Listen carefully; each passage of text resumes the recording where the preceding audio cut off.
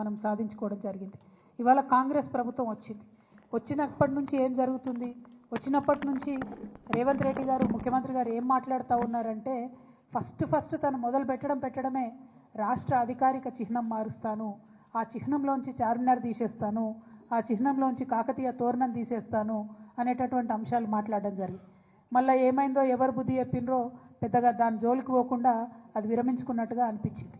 ఆ తర్వాత మళ్ళీ ఏ పండగ వచ్చినా కూడా దాన్ని చేయకుండా, అంటే రమదాన్ పండుగ వచ్చింది దానికి తోఫా ఇవ్వలేదు, బతుకమ్మ పండుగ వచ్చింది మా ఆడబిడ్డలకు చీరలు ఇవ్వలేదు, రేపు క్రిస్మస్ వస్తుంది దానికి కూడా వాళ్ళు ఏమి ఇచ్చే ఆలోచనలో కూడా కనీసం లేరు.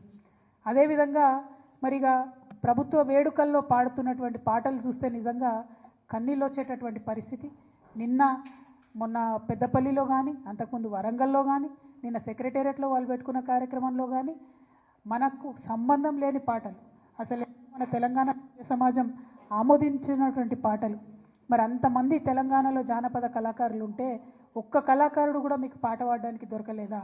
ఒక్క తెలంగాణ గీతం, తెలంగాణ సంస్కృతిని తెలిపేటటువంటి ఒక్క గీతం కూడా ప్రభుత్వ వేదికల్లో ఉండకూడదని మీరు అనుకున్నారా అని ఇవాళ మేము ప్రశ్నిస్తూ ఉన్నాం. మరి వాళ్ళు చేసిన కార్యక్రమం ఏంది? తెలంగాణ తల్లి రూపును మారుస్తామని చెప్పినారు. ఎట్లా మారుస్తారండి? ఎందుకు మారుస్తారు? అసలు ఇవాళ అనేకమైన విగ్రహాలు దేశంలో ఉంటాయి. ఒక్కసారి తెలంగాణ ప్రజలందరినీ కూడా ఆలోచించాలని నేను కోరుతూ ఉన్నాను.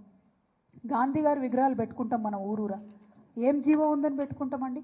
ప్రేమ ఉంది కాబట్టి, మనసు నిండా గౌరవం ఉంది కాబట్టి పెట్టుకుంటాం. అంబేద్కర్ వారి విగ్రహాలు ఉన్నాయి, ఊరూరా ఉన్నాయి, కోట్ల సంఖ్యలో ఉన్నాయి.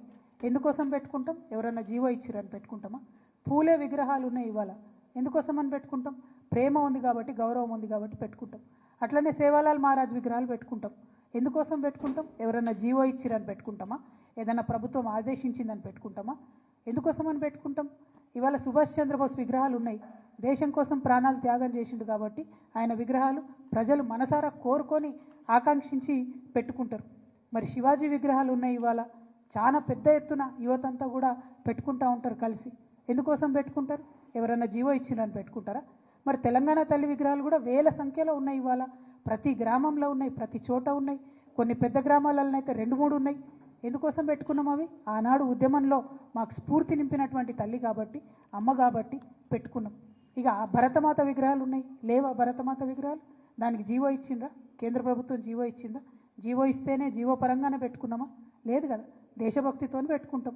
మరి దీన్ని కూడా అవమానించే రకంగా ఇవాళ ఒక కొత్త విగ్రహాన్ని పెట్టి, ఇగో ఈమెనే మీ తల్లి, మీరు ఇదే విగ్రహం పెట్టాలి, ఈ విగ్రహం తప్ప ఇంకో రకంగా ఈ విగ్రహాన్ని మార్చి పెడితే కేసులు పెడతామని చెప్పి బాజాప్తా గెజెట్ చేసినటువంటి ప్రభుత్వం రేవంత్ రెడ్డి గారి ప్రభుత్వం. బ్రిటిష్ ప్రభుత్వం కూడా ఎన్నడూ భరతమాత మీద గెజెట్ ఇవ్వలే, కానీ రేవంత్ రెడ్డి సర్కార్ మాత్రం తెలంగాణ తల్లి మీద గెజెట్ ఇవ్వడం అన్నది చాలా దారుణం, చాలా ఘోరాతి